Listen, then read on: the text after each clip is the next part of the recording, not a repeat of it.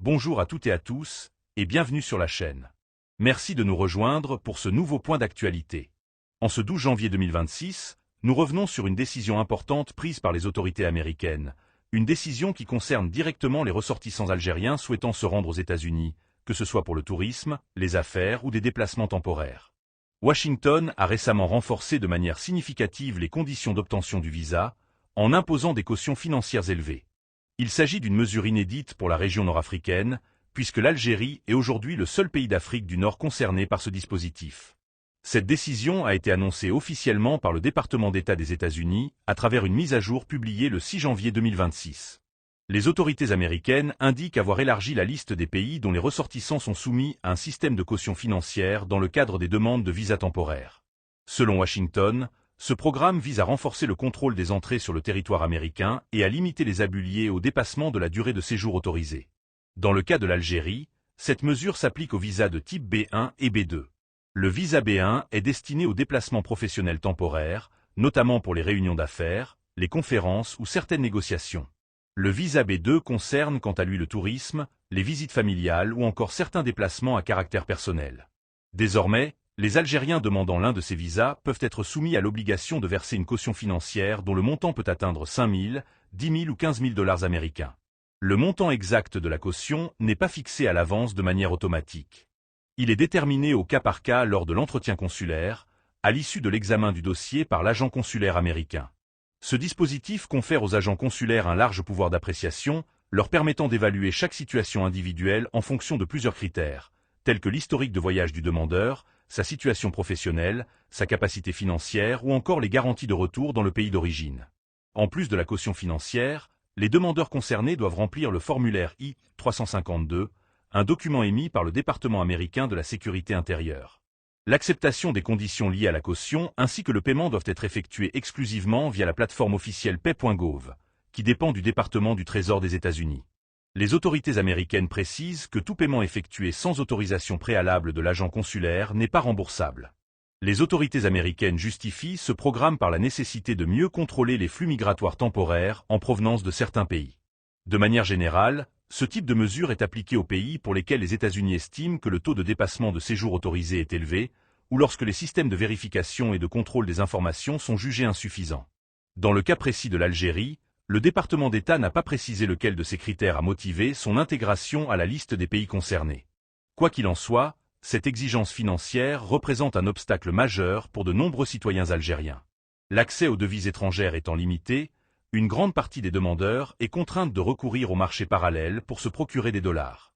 Dans ces conditions, une caution de 15 000 dollars représente l'équivalent de plus de 3,5 millions de dinars algériens, une somme considérable pour la majorité des ménages.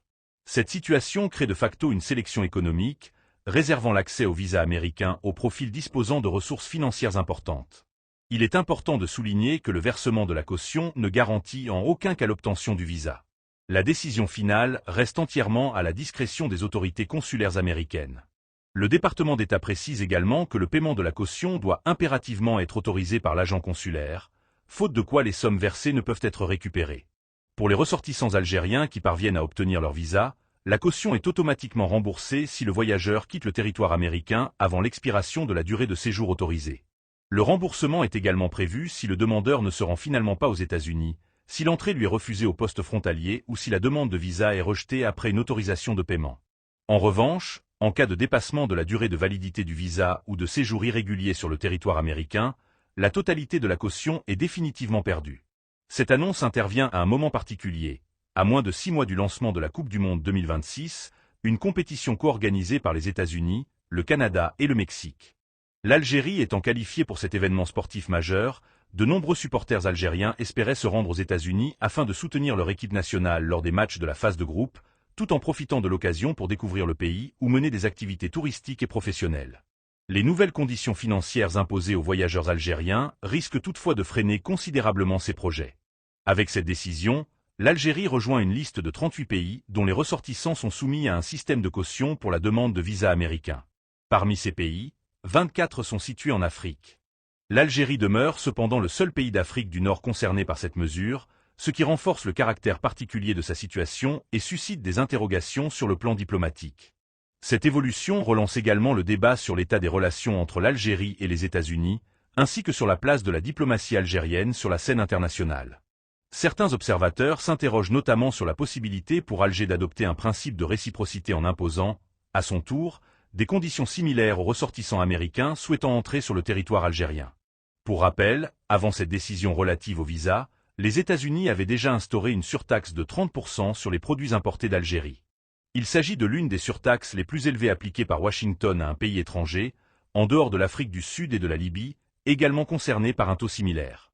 En conclusion, l'imposition de cautions financières élevées pour les ressortissants algériens souhaitant se rendre aux États-Unis marque un tournant important dans les relations bilatérales et dans les conditions d'accès au visa américain.